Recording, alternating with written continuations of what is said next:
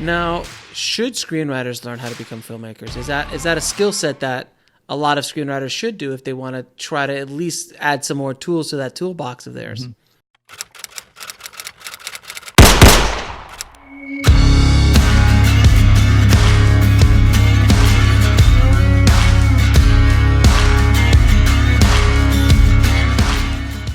Yeah, it's a good question, and I don't know that there's a right answer. Like, I'm not someone that's trying to tell people exactly how they should go with their career or whatnot. I mean, I think the typical sort of trajectory of a screenwriting career is you move to Hollywood, you write a bunch of sort of bigger studio fare without much consideration of budget. And that's fine if you spend a few years doing that, submit to the contest, go for really go for broke when you're first out here. But if things aren't working out, maybe then start to retool a little bit and maybe start to write some of these lower budget genre films and see if you can sell some of those, see if you can get some of those optioned. And then again, if that doesn't necessarily work out, maybe then consider being a filmmaker as well. But it's really about you and what you want out of your career.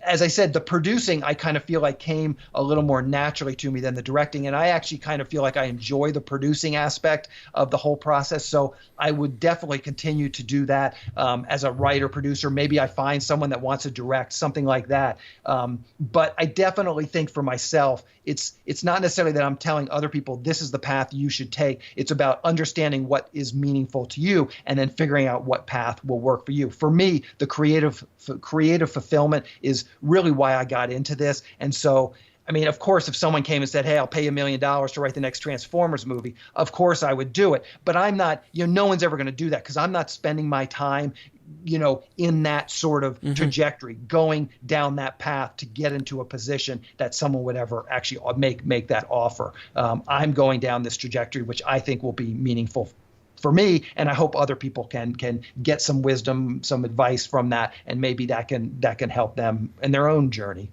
Now, what advice would you give screenwriters who are afraid of taking that leap into filmmaking?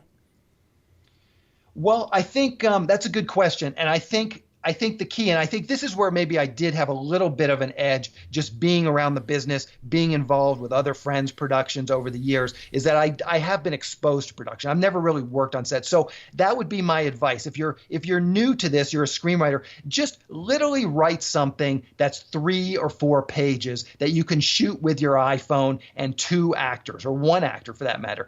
Get your friends, get 2 friends that can act a little bit, and just go do a short and just try and build, 1 step at a time. I just think people, they think that, oh, I'm going to go make this movie. Oh, but how can I raise $20 million? And I get these emails. I got an email from a guy the other day. Hey, how can I contact Meryl Streep? I'm like, I don't think Meryl Streep is taking your calls. I don't know anything. What's that? I don't think she's taking your calls. Yeah, it's like, and I don't think.